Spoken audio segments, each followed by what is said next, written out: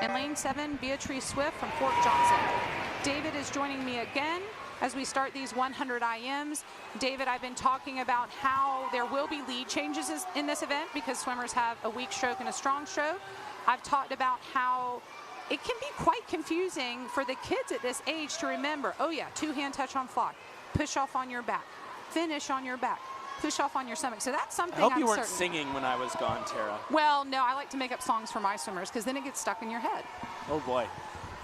Well, I was going to add a little bit of a rule clarification here. This is the 10 and under 100 IM. So according to CCAA rules, if you are aged up for an individual event, then you're aged up for the entire meet. However, 8-year-olds can swim the IM. And we have, I see one 7-year-old, one 8-year-old in the girls event. And I don't know if there are any in the boys event. It looks like there are not. But that is allowed, right, to have an 8 and under swimming up here, but then still swim 8 and under for the rest of the meet. Yes, I'm just thinking about it from a coaching perspective. You know, we have many kids on the year-round club who are 7 and do it. But as a mom, I have an almost 7-year-old. I can't even imagine him swimming. I feel like there's another message in that statement there, Tara. Well, just, you know, like when it's your own kid, maybe you thinking, need to push him harder. No. Do you have any children swimming in city meet this year?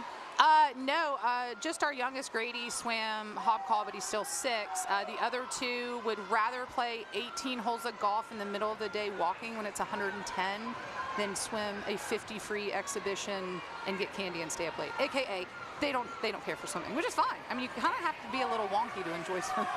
It's not fine. I'm not okay with that. Not okay with that. As you see, actually, it's a really tight race here in this first heat.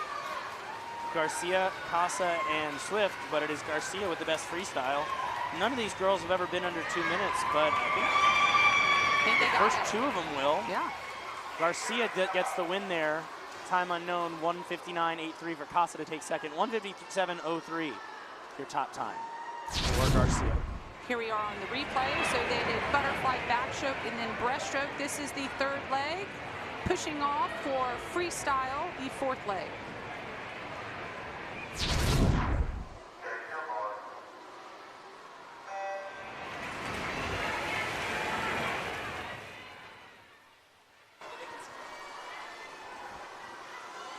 All right, this is heat 2. In lane 2, that's Catherine Evans for Ashboro. In lane 4 is Celeste Malakowski for Newington. In 5 is Gabriella Ross for Chamelon.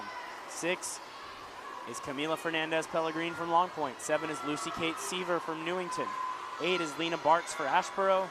9 is Molly Hurley for Legend Oaks.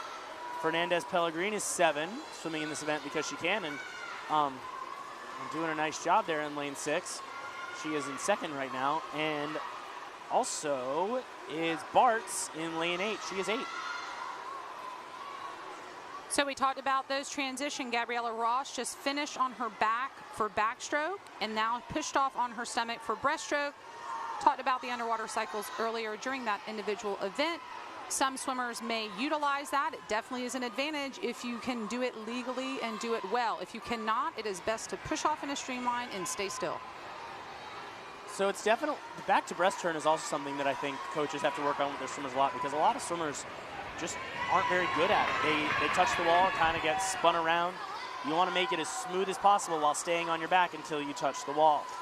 We see Gabriella Ross for the Chamelon Stingrays, right? It's Chamelon Stingrays. I need to remember these mascots, Tara. Yeah, Stingrays, you got it. I just said Chamelon Swim Team on here. But I think you're right, and she will come in and take the win there. She's going to drop some time. We've got a 1:30 something. Malakowski was 2nd at 1:39.76, 1:35.24, so about a 4-second drop there. And that is actually seated higher than almost everybody in the next heat. 2nd place went to Malakowski. Fernandez-Pellegrin was 3rd.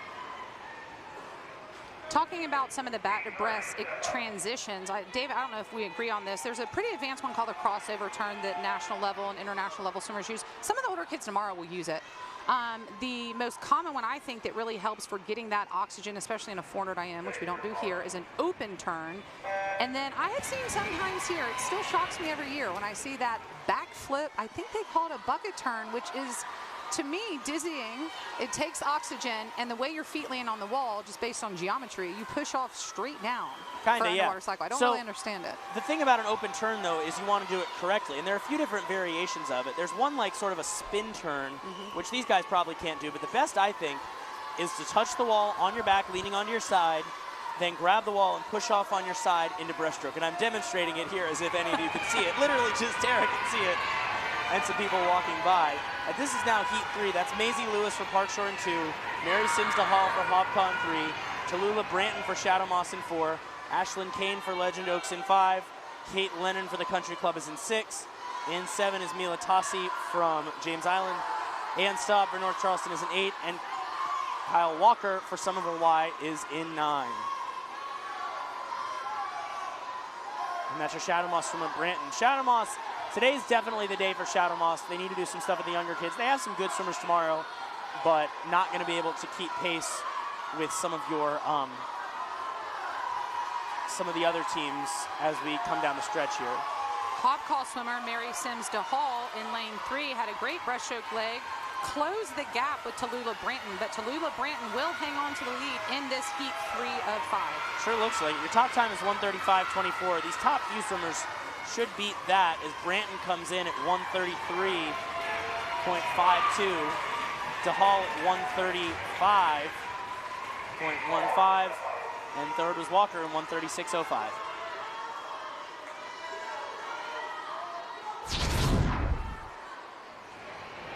So here is Tallulah Branton coming home. Like I said, Mary Sims closed the gap a bit, but Tallulah had a really strong freestyle at the end. Heat 4 in lane 1, that's Margaret Hyde, who's still underwater. Abigail from Hobca, Abigail Corngate for Shadow Moss is in 3. Cameron Combs for Snee Farm in 4. Amelia DeWolf for Daniel Island in 5. Emma Klingshirn for Northbridge in 6. In 7 is Clara Liddy from Snee Farm. 8 is Isabel Gregg for Chamelon.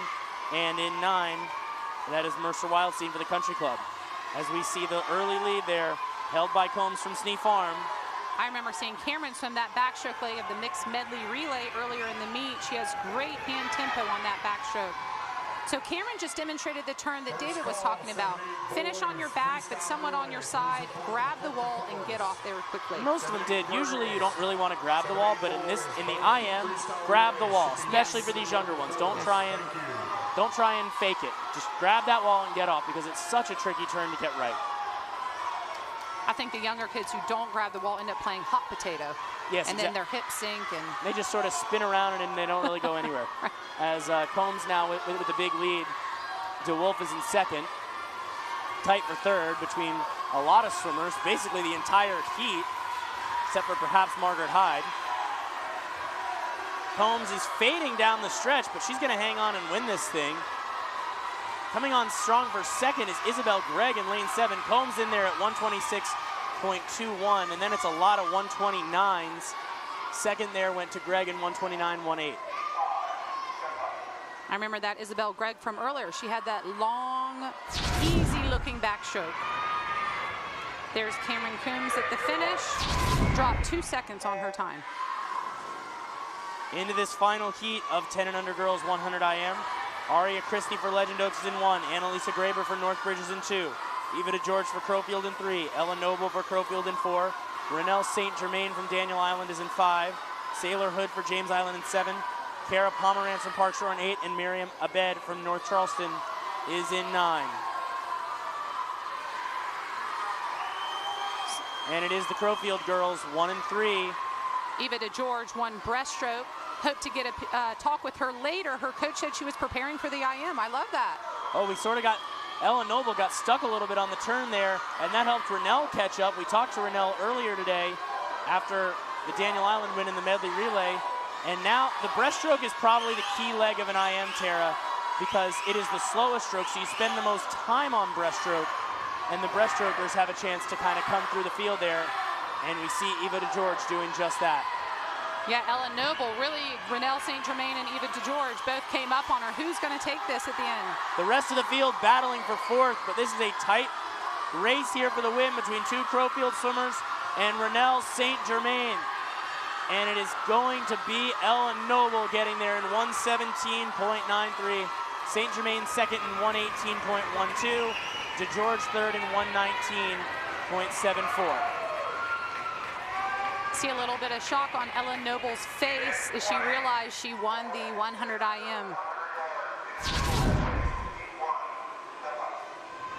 So David mentioned earlier, she did get hung up on that turn, but it did not cost her the race. She was able to recover, which is sometimes part of the challenge, mentally being able to recover from that.